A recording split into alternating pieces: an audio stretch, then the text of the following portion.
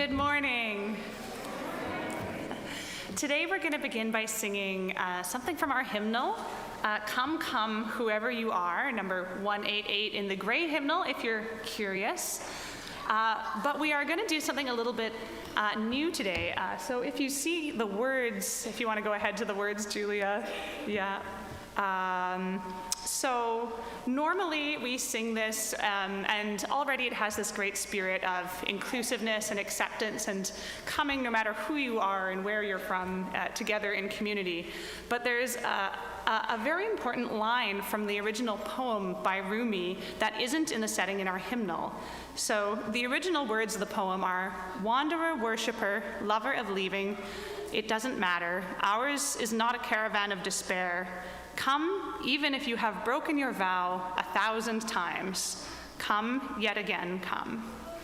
So today we're going to add in that extra line that is so meaningful and which, celebrates the idea that we can start anew, that we can bring our flaws as well as our ideals into community with each other, and that we have the chance to begin again and always start afresh. So I'll teach you the new line. What I'd like is, if you're on this side of the room, we're just going to say this section here, you're going to be the broken your vows 1,000 times section. So your part will sound like this. Though you've broken your vows 1,000 times, though you've broken your vows 1,000 times. That's it. Broken your vows 1,000 times, though you've broken. And now everyone else get ready. 1,000. Come, come, whoever you are, wanderer, worshiper, lover of leaving. Ours is no caravan of despair. Come, yet again, come. Come, come, whoever you are, wanderer, worshiper, lover of leaving. Ours is no caravan of despair. Come, yet again, come. One more time. Come, come, whoever you are, wanderer, worshiper, lover of leaving. Ours is no caravan of despair. Come, yet again,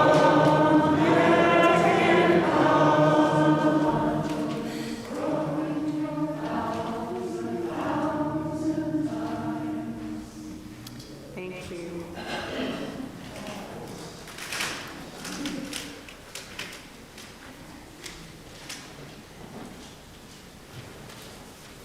Good morning, I'm John Knight from the board.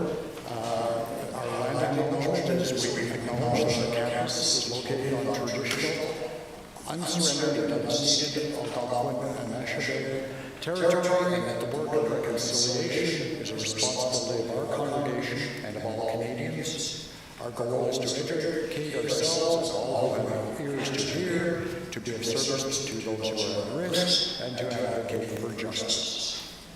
We have 3 upcoming meetings to tell you about. Today we will focus on our Community Bonds Initiative after the service at 12 noon, and we'll be now. Please join us after the September 28th service for a town hall to discuss the request received from Unitarian House to own their land instead of leasing from FirstU. The town hall will be held in Worship Hall at 12:15 and streamed online. Oh, sorry. No, come back.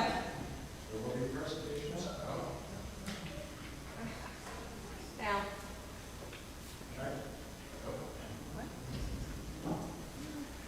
Wait, now? Okay. There will be presentations from both FirstU and Unitarian House, and a time for questions. The FirstU board is hosting this event as a step in considering the request. Please join us for this important meeting. Save the date. The FirstU Fall Congregational Meeting will take place on Saturday, October 18th at 4 p.m. here in Worship Hall. Note that there had been a typo in the EUU previously. See the EUU, how to get a proxy form so that your voice can be heard even if you can't attend. Full meeting materials will be distributed in October. And the Fall Fair needs volunteers. It's a fun and great way to meet people. If you're interested, there's a sign-up sheet on the bulletin board right outside the door to our lobby. The FirstU Adult Learning and Growth Team invites you to join a journey group. This year's theme is an exploration of how we meet the current moment with love and justice. An in-person introductory session will take place on Tuesday, September 30th at 2 p.m. in room 2. More information is available at the back of the church and in the EUU. You can contact the Journey Group, by contacting the Journey Group AS at firstunitarian.ottawa.ca or see Amma Lily Sullivan after the service, and she's waving her hand behind you. The next men's breakfast event is happening this coming Friday, September 26th at 8 a.m. in Fellowship Hall. This is open to all men in the congregation and those beyond. Breakfast will be followed by a presentation by Madeleine Druhan, former Canada correspondent for The Economist and senior fellow at the University of Ottawa. This timely topic is based on her new book, He Did Not Conquer, Benjamin Franklin's Failure to Annex Canada. See the EUU for details on how to register. And finally, we are pleased to say that Mustafa Mia will be back today offering his delicious food during hospitality hour in Fellowship Hall. We hope this will be able to continue, and we are lining up volunteers to help deliver and serve his food. Thank you.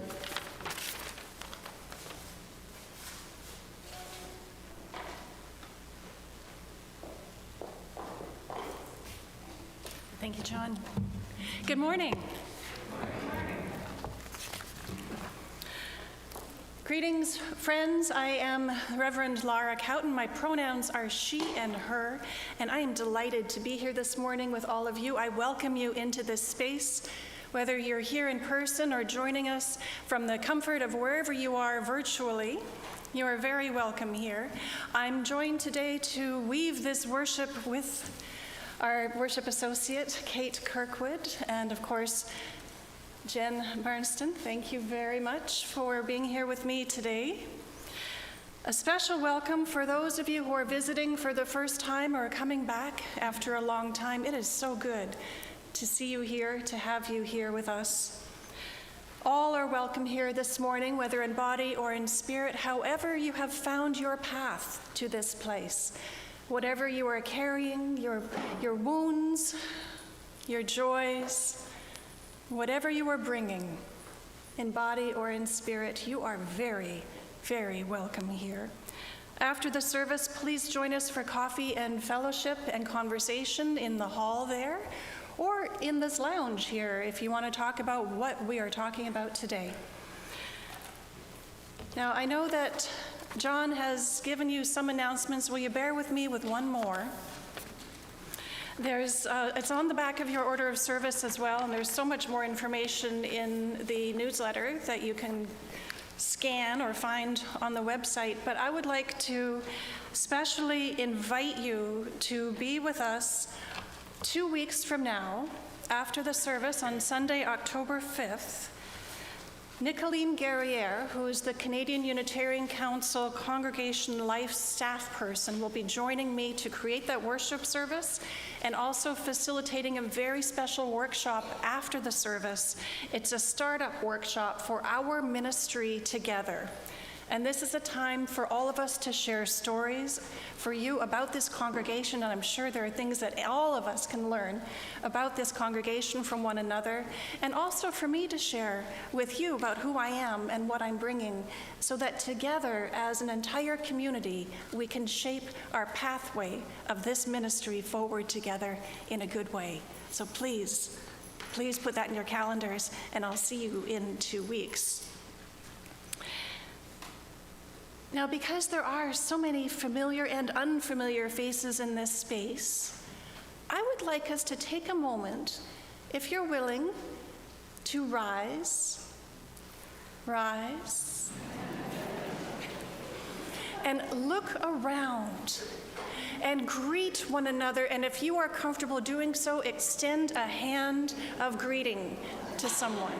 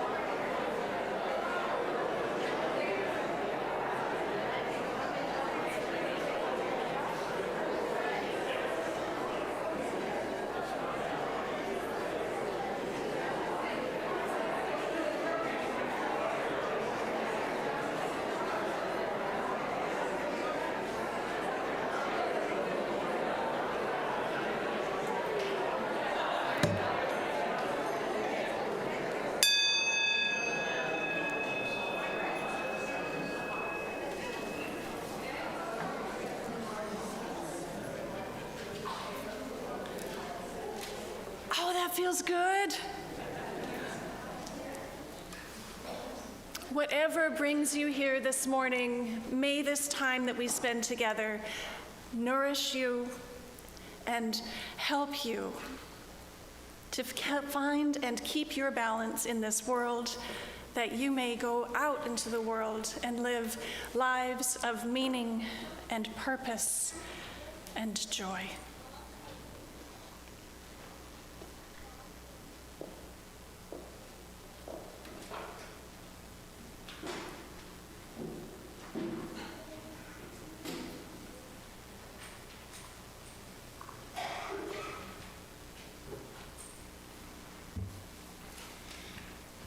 Our centering words are entitled Committed to Respond by Shirley Ann Rank.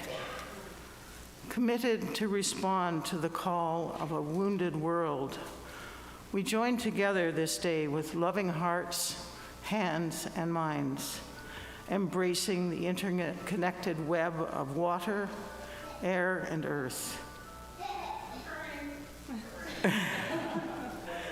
We light a fire of sustaining hope, ever bright with love and justice. May we bring forth this day new wisdom, strength, and courage to create a new world, not of wealth, but of well-being. A world of new peace and abundance for all. As we give thanks for this earth, our shared and singular home, may we dedicate ourselves to its ongoing care, rising to the calls deep within us and all around us. May we respond today and always with courage and with love. Oops. The tea light's gone out. We light this chalice for the web of life which sustains us, for the sacred circle of life to which we have our being, for the earth, the sky, above and below, for our Mother Earth, and for the mystery.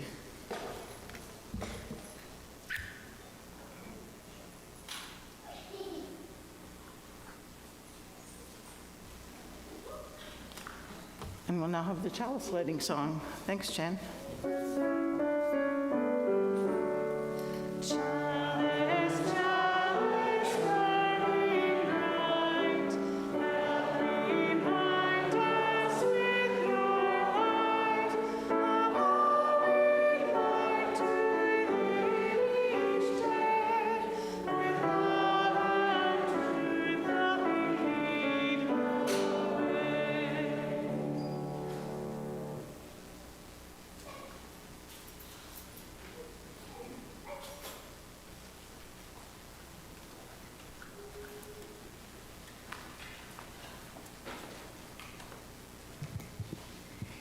Good morning, everyone.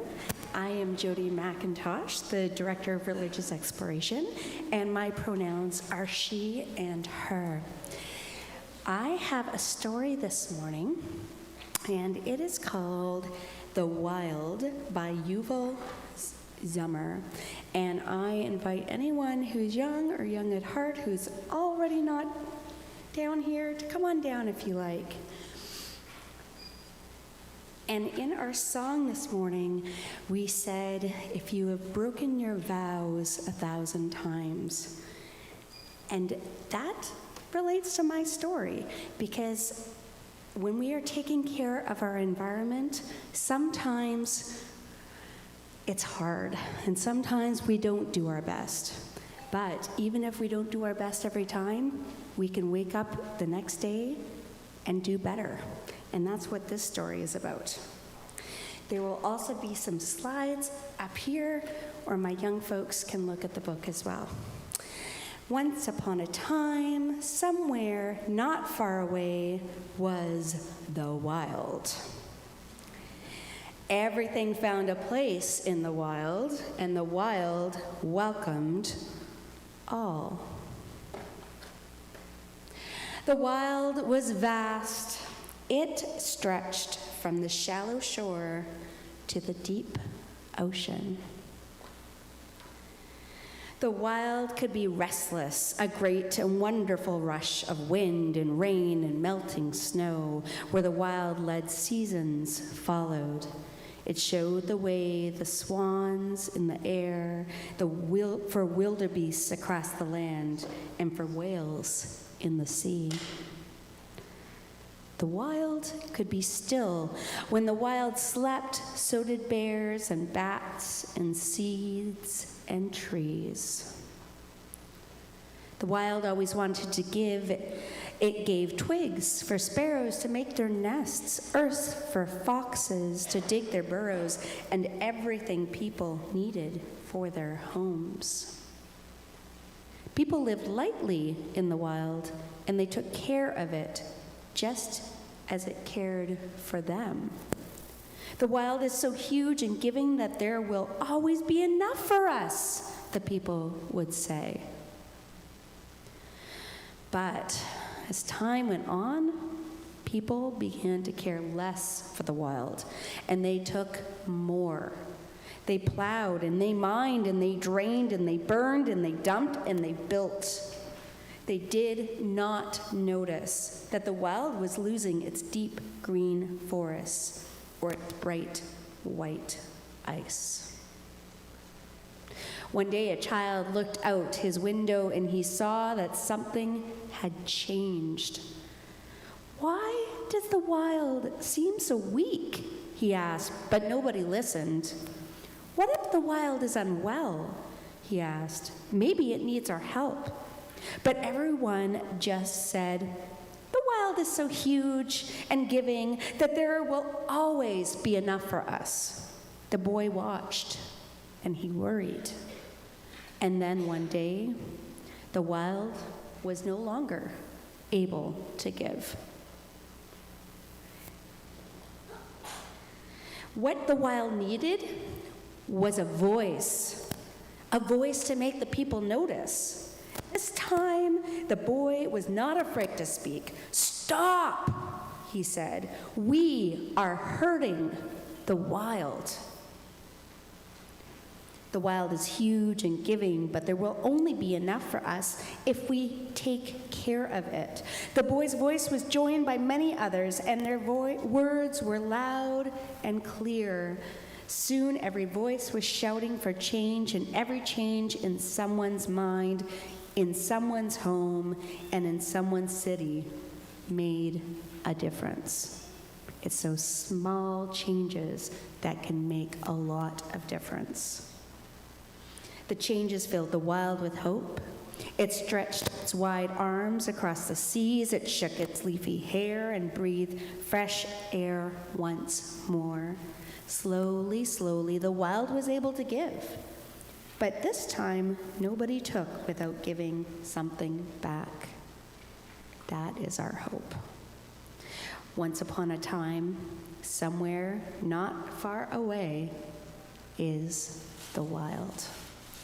So what I want you to take home with you this week is even the smallest change can make a big difference if we all work together. We have changed our singing the children on their way song this morning. And it's one that a lot of you may recognize because we have sung it in the past. And as our new tradition, if you can make a nice little heart with your hands as we sing our children on our way. Thank you.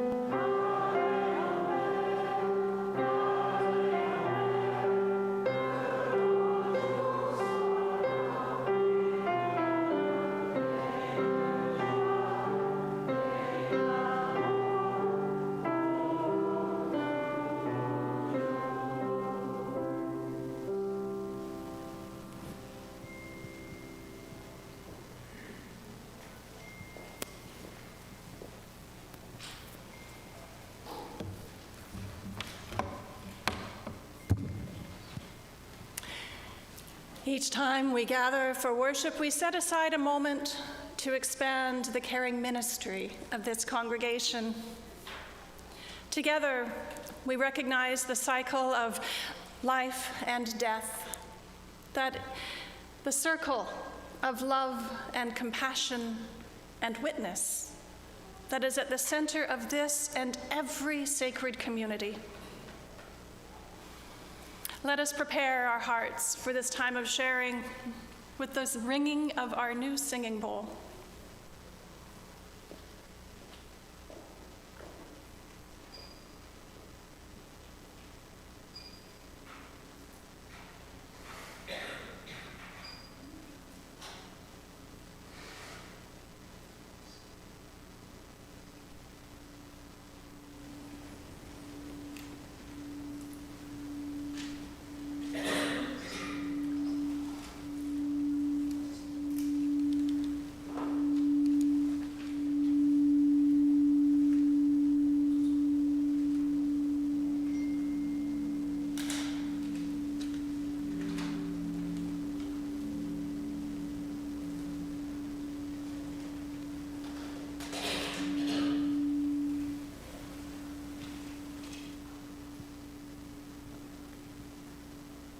It is the tradition of this congregation to release stones into bowls of water that represent what we're carrying in our hearts, our joys and our sorrows and our concerns, that the ripples from our hearts reach out beyond this community. As we drop the stones into the water as symbols, may they be carried by our many hearts. Today, from among our community, a stone is shared for healing wishes for Nora Hobson, who is 5 years old and had surgery on Wednesday to have her tonsils and adenoids removed. She is home recovering with her parents, Allie Hobson and Mark Brunette, and I'm sure a lot of ice cream. And we share also a stone of care and support for Kate Kirkwood and Ron Bell as they experience serious health challenges and some long recovery. And a stone for Blair Erskine, whose grandson, Zach, died unexpectedly last week at the age of 28.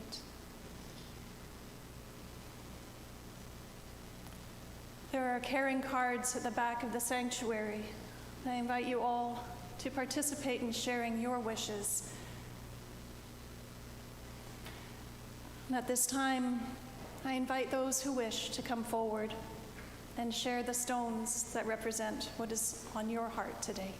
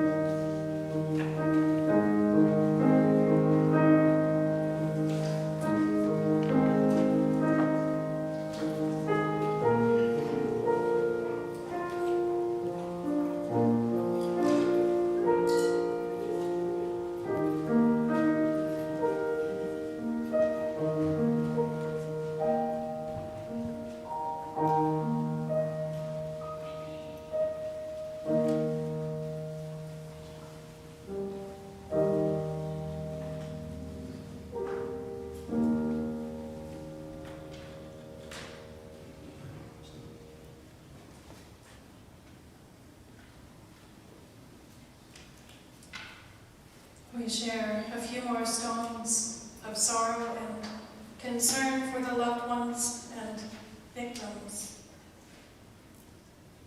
of the ongoing genocide of Palestinian people. May the ripples of our care reach those who are suffering, and also the hearts of the leaders of the world, that they might choose differently and create peace.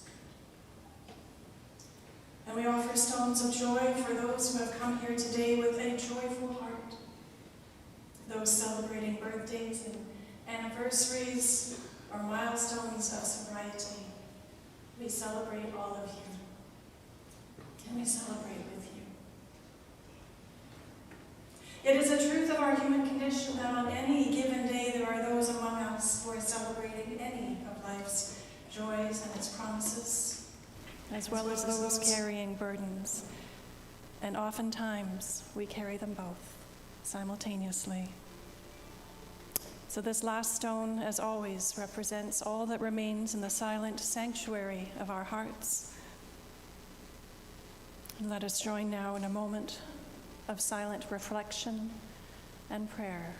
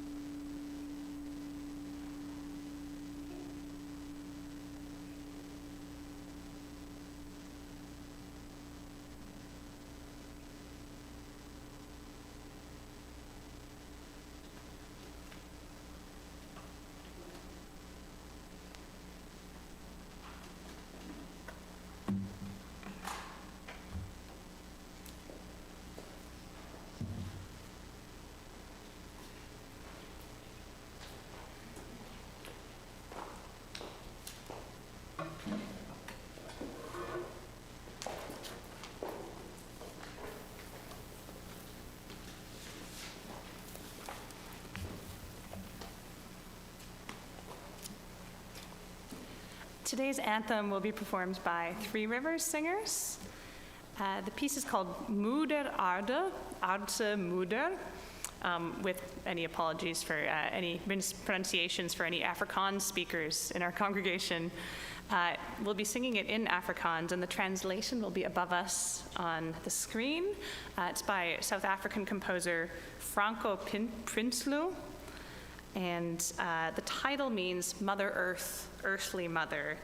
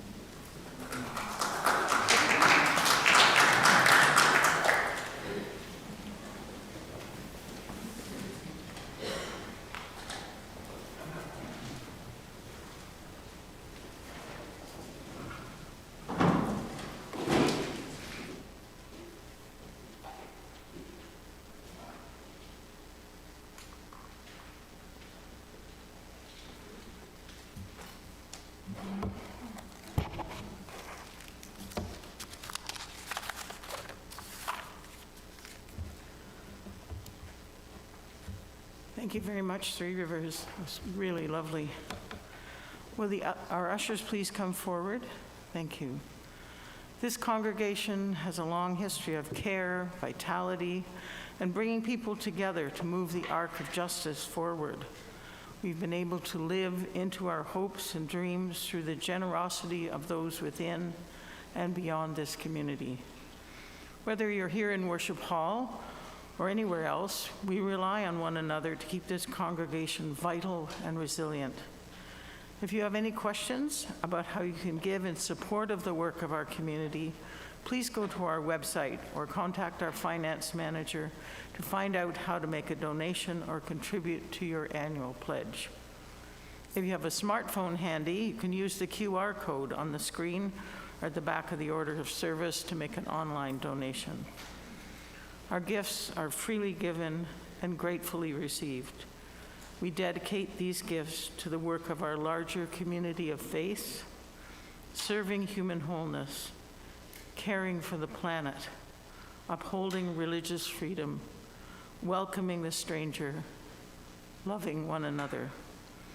May the work of our hands and the generosity of our hearts be given in gratitude this day.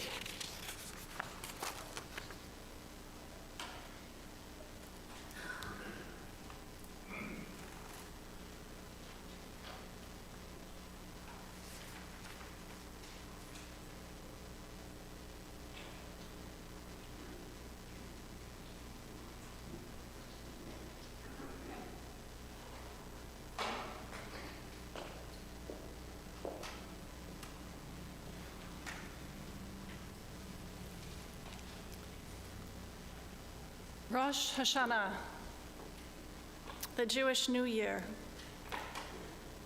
begins at sunset tomorrow. It's a 2-day period of prayer, reflection, and renewal for Jewish people that marks the beginning of the High Holy Days, a 10-day period leading up to Yom Kippur.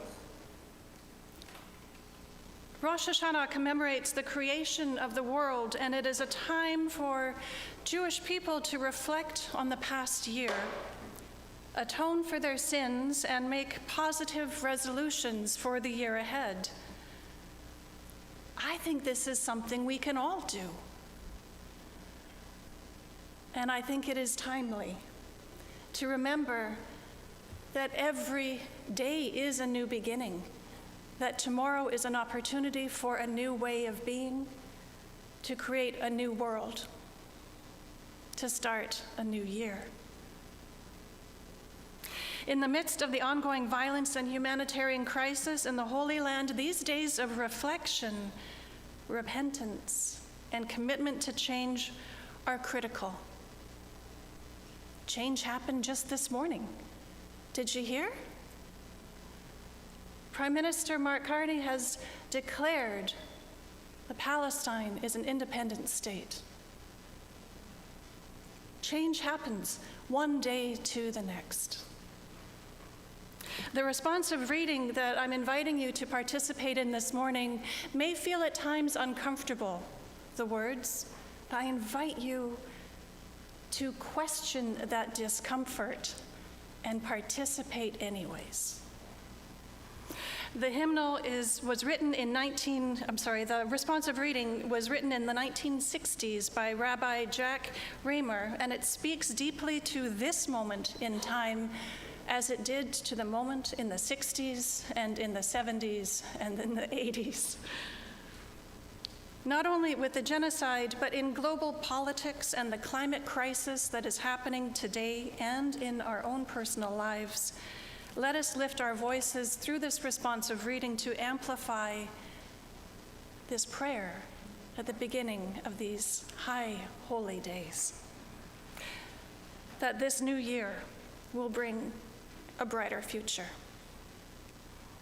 Please join me. It's number 634, On Turning. Now is the time for turning.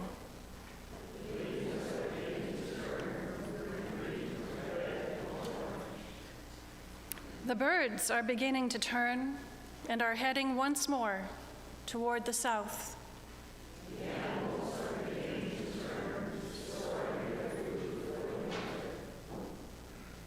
For leaves, birds, and animals, turning comes instinctively.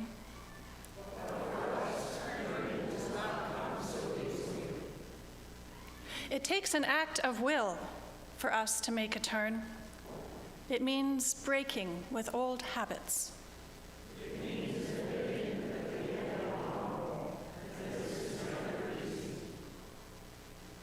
It means losing face. It means starting all over again.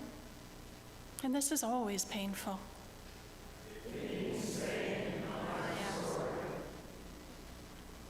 It means recognizing that we have the ability to change. And these things are hard to do.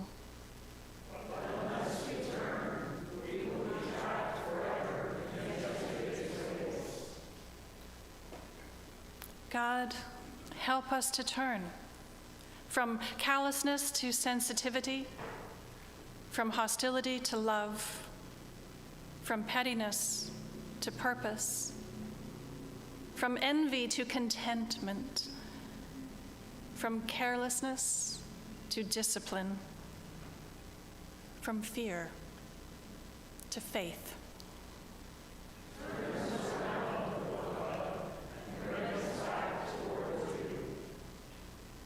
Revive our lives as at the beginning.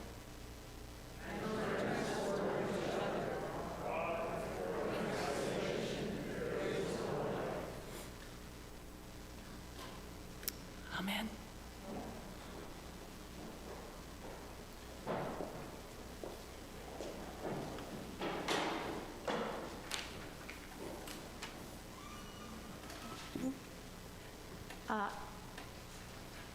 Please rise in body or spirit for our next hymn, which will be Rising Green, number 1068 in the teal hymnal.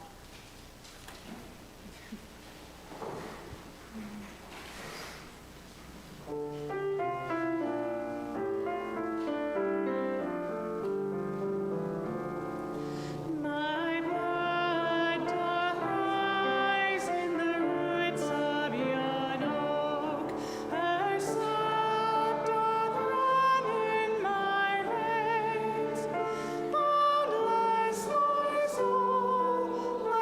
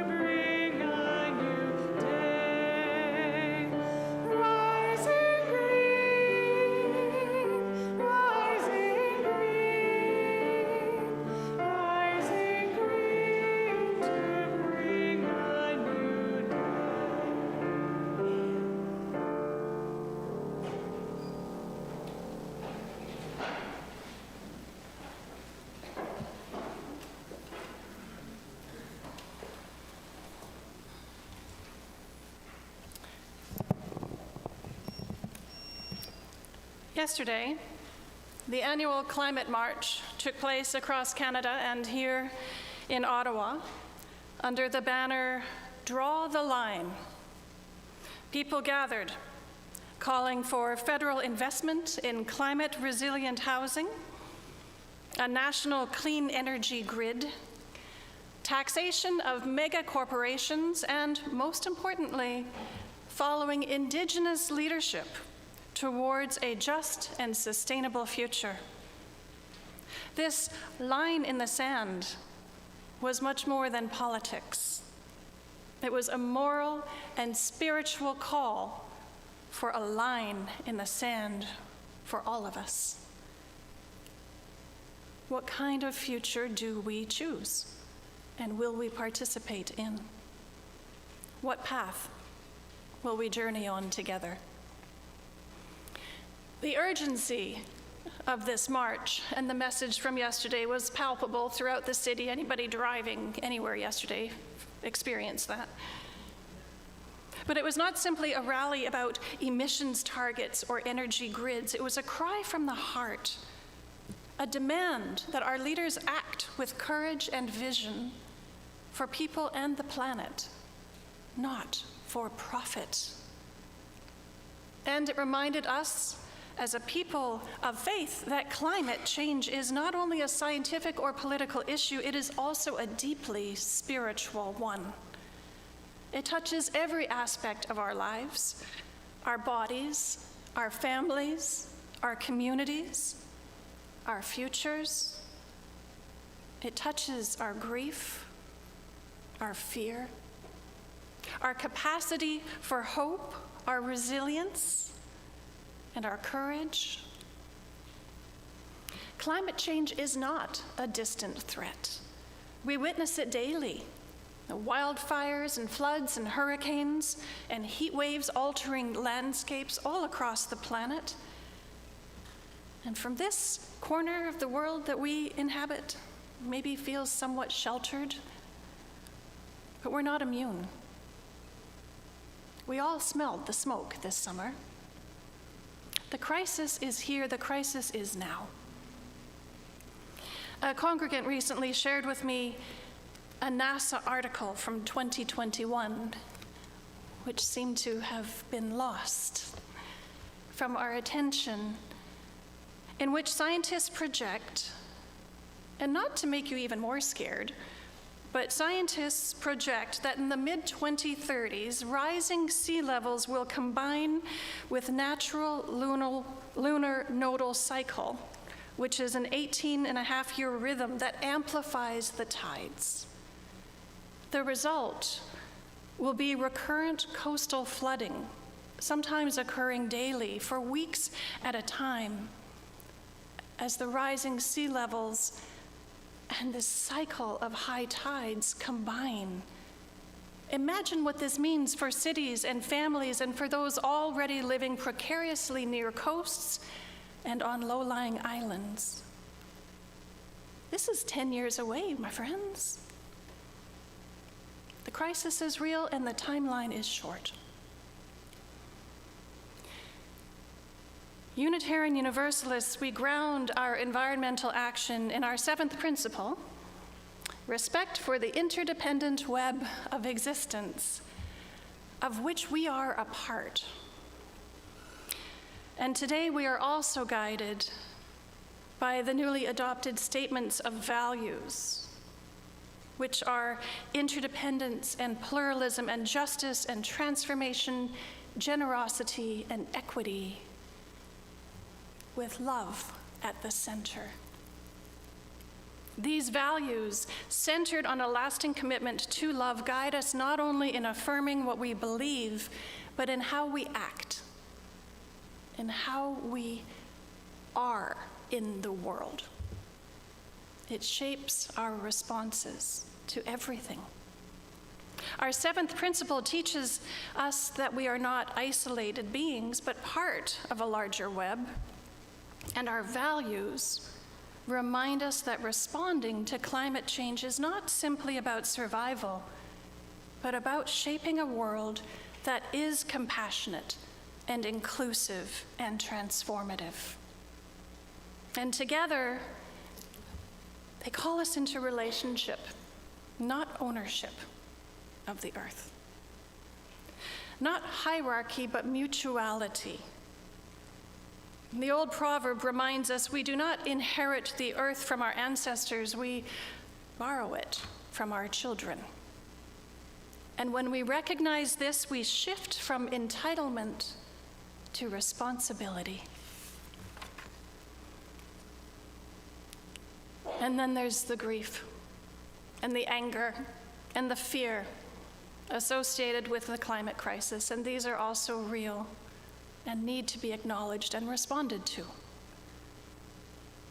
The Unitarian Universalist Association president, Reverend Susan Frederick Gray, the previous president, wrote that climate change is a source of profound loss.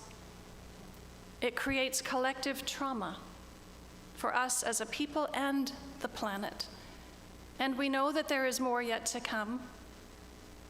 Those who care about humanity's future feel anger at those who scoff at the dangers and would deny the existence of the science that proves it. Yet accepting doom as inevitable is a barrier to effective organizing. And we're good organizers. And we like to be effective. We also know this grief. And we feel the anger and the despair. We feel it when we watch the wildfires and we wonder if our summers will ever again smell of pine instead of smoke. And we feel it when we talk to children of the futures they will inherit. And we feel it when we see climate refugees displaced from their homes with no welcoming place to shelter. And the grief can overwhelm us. It can paralyze us. But grief is not the end. It can be the beginning of resilience, of solidarity, of renewed courage. But we need to organize that. So here I turn to the wisdom of Joanna Macy. Anyone out there familiar with Joanna Macy?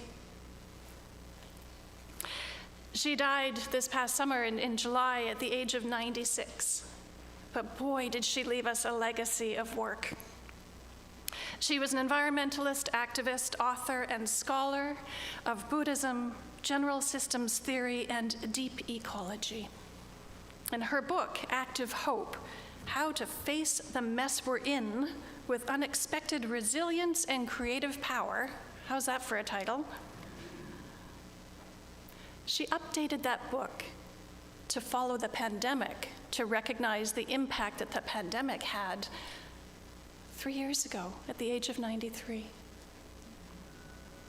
She taught that experiencing anguish and grief in response to the world's pain is essential for staying connected. To feel grief is to love deeply.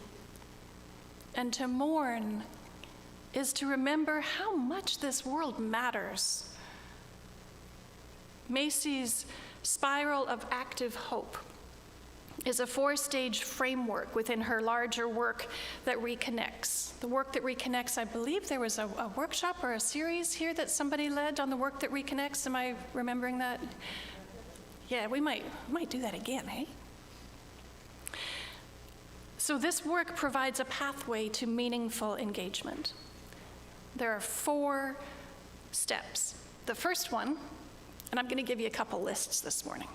The first one is come from gratitude, to ground ourselves in appreciation for life. Gratitude shifts our focus to abundance and connection. It energizes us. So the second thing is to honor the pain for the world, to feel the grief and anger and sorrow, because denying it is denying our deep love of the world. And the third step in the spiral is to see with new eyes, to remember our interdependence and capacity for transformation, to look again and realize that we are not powerless. And then the fourth step is to go forth again, renewed, to act with courage and creativity and resilience. Renewal is not a one-time event, but a practice. This is a spiral. It's not a linear process. It is a rhythm that we revisit again and again and again. Gratitude leads to grief. Grief to new vision to action, and action back to gratitude. It is a living, moving, breathing act of resilience in practice. So in 2021, another paper came out. Bioethicists David Schenck and Larry Churchill published an essay called, and here's another great title, Ethical Maxims for a Barely Inhabitable Planet. Oh, it's a fun read. It offers 6 adaptive maxims drawn from bioethics work in ICUs and in hospices to guide us through the devastation and transition following environmental and social collapse. These 6 maxims are: work hard to grasp the immensity of change. This means to be informed. Clarity must precede wise action. We cannot respond to what we do not understand. And the second is to cultivate radical hope. This is the hope that reappears after optimism has died. They're different things. This hope, it is stubborn and it is brave. Number 3, and this one's really interesting, have a line in the sand. Decide what you will do and what you refuse to do. It might be, I'm never getting on a jet again. It might be, I am buying that electric vehicle, or I am never getting on, I'm not going to buy a different kind of vehicle. Now, I am feeling really guilty here because my vehicle is gas-powered. So that's a line that I need to consider, right? We all need to find our lines in the sand. The fourth one is appreciate the astonishing opportunity of life at this time. So like Macy's invitation to gratitude, this maxim invites us and reminds us to refill our wells of joy and beauty and connection. The fifth maxim, train your body and mind. Care for yourself physically and emotionally and mentally and spiritually, because a resilient self can support others in their struggles.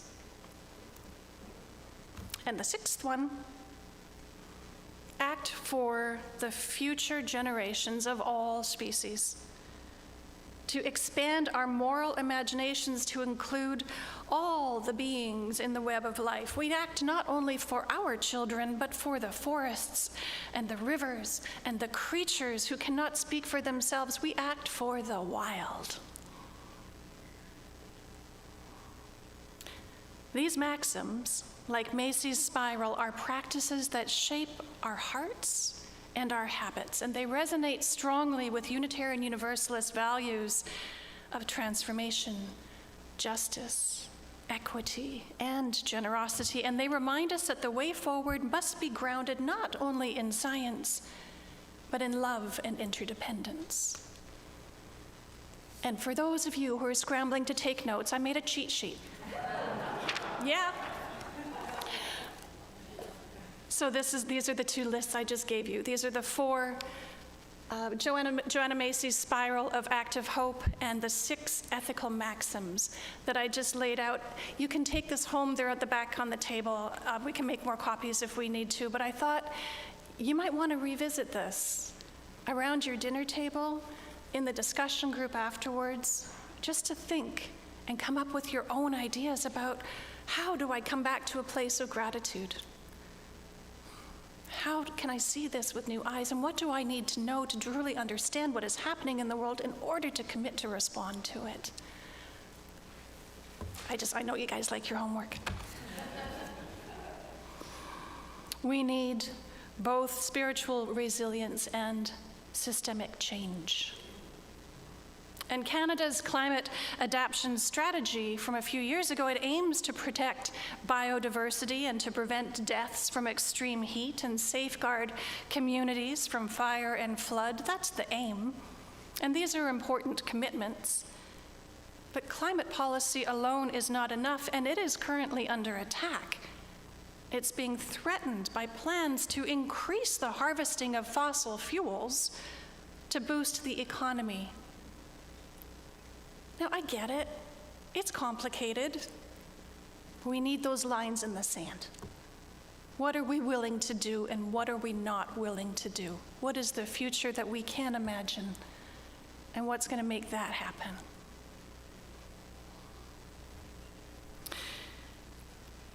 We need communities of courage and love and spiritual grounding and collective imagination that can transform how people think, feel, and act towards saving our planet's ecosystems.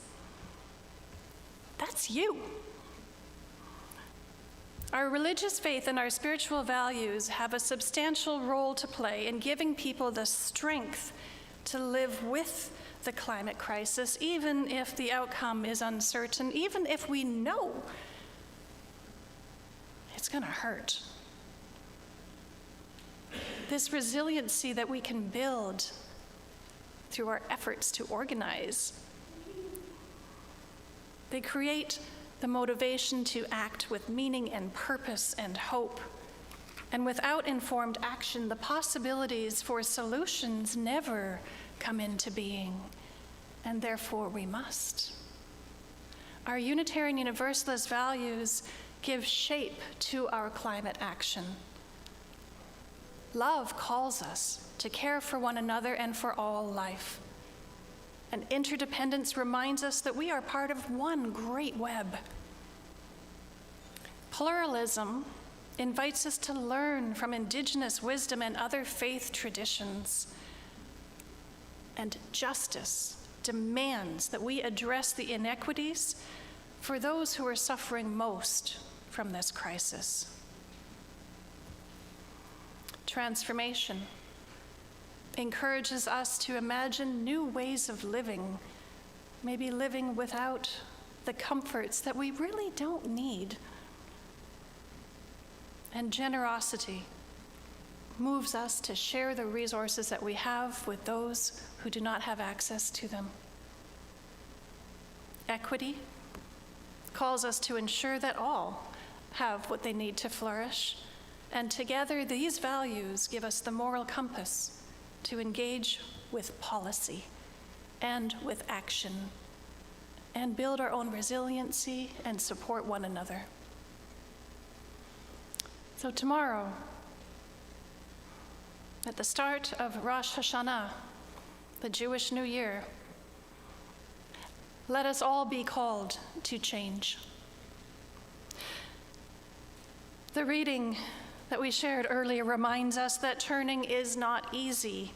It requires will and humility, and yet unless we turn, we remain trapped in yesterday's ways, in yesterday's story. And the climate crisis is nothing if not a call to change, to turn from despair to hope, from greed to generosity, from fear to faith. And turning is never ours alone, it is communal. Yesterday's march was a collective turning, and today's worship service here together is another, and tomorrow we get to make another choice. And each time we gather to light a chalice, to join hands and greet our neighbors, to sing, we enact a turning away from grief and anger and inaction towards life, towards justice, and towards hope. This we do together. Beyond silence, beyond science, beyond policy, what sustains us is our conviction that what we do matters. How we feel matters. How we take care of ourselves matters to the whole world. And the work before us is not easy. The climate crisis asks much of us: honesty and courage, persistence, and love that stretches beyond our own lifetimes. And we will falter, and we will grieve, and we will begin again, over and over. And in this community, we will find the strength to carry the sorrow together and to celebrate what is still beautiful and to kindle the hope that fuels action to begin again in love. So that march yesterday was one turning point, and today's worship is another, and tomorrow will bring another. And each one of us, each day, is part of turning towards a different world. So let us go forward. From here today, from this place, let us go forward into tomorrow, not with despair, but with conviction, with our presence and our choices and our courage to make a difference. And may we be guided by the values that hold us and lift us and the principles that sustain us. And may we just continue to turn towards each other and towards the earth and towards the future and hold it in active hope. May it be so.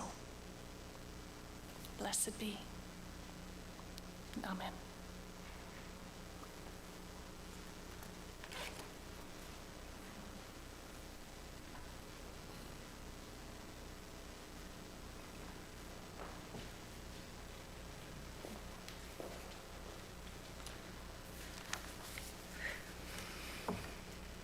Our final hymn today is not one that you will find in the hymnal, so you can find it only on the screen behind me.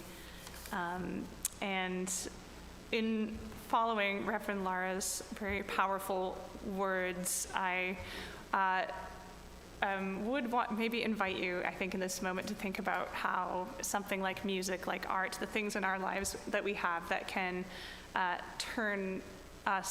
take us through that period of grief and paralysis and fear towards hope and courage, which for me, music is such a powerful part of that, and a song like this is a powerful part of that.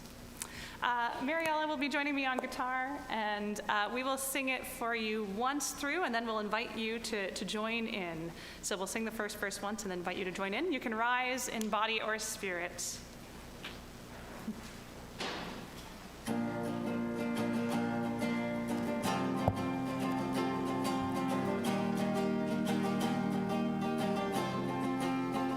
The tide is rising, and so are we. The tide is rising, and so are we. The tide is rising, and so are we. This is where we are called to be. This is where we are called to be. The tide is rising, and so are we. The tide is rising, and so are we. The tide is rising, and so are we. This is where we are called to be. This is where we are called to be.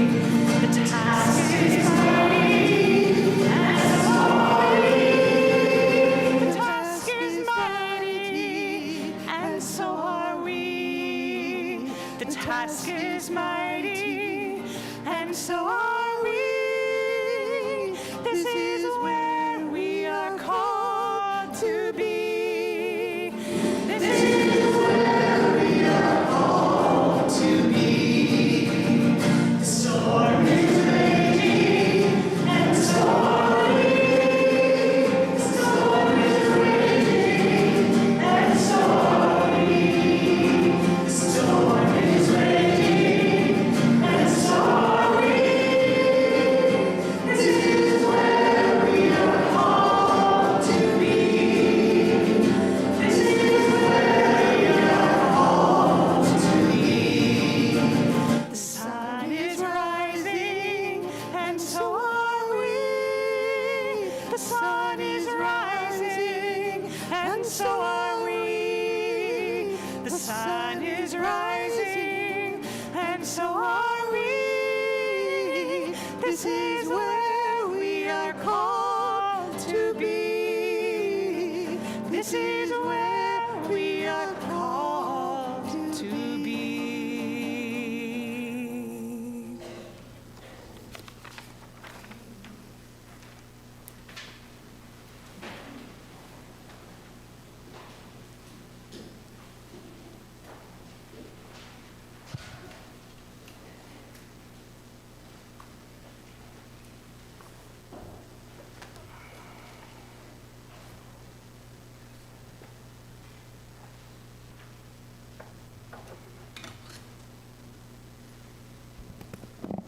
We extinguish this flame, but not the light of truth, the warmth of community, or the fire of commitment.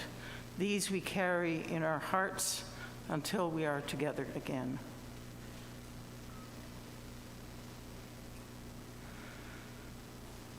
Please rise as you are able and join us in singing our closing hymn, As Always, Spirit of Life. The words will appear on the screen in English and French.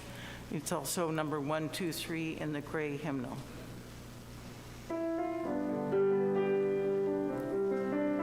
Spirit of life, come unto me. Sing in my heart all the stirrings of compassion. Blow in the wind, rise in the sea. Move in the land, giving life the shape of justice. Roots on because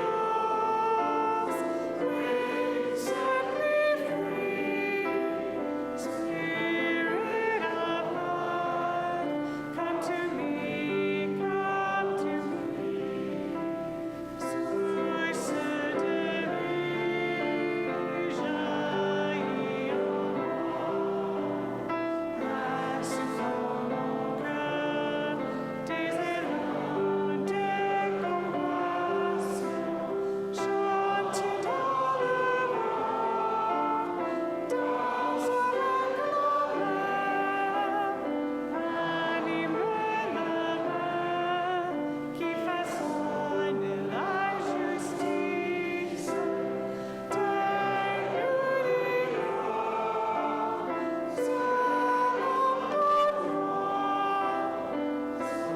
source de vie, éveille-moi,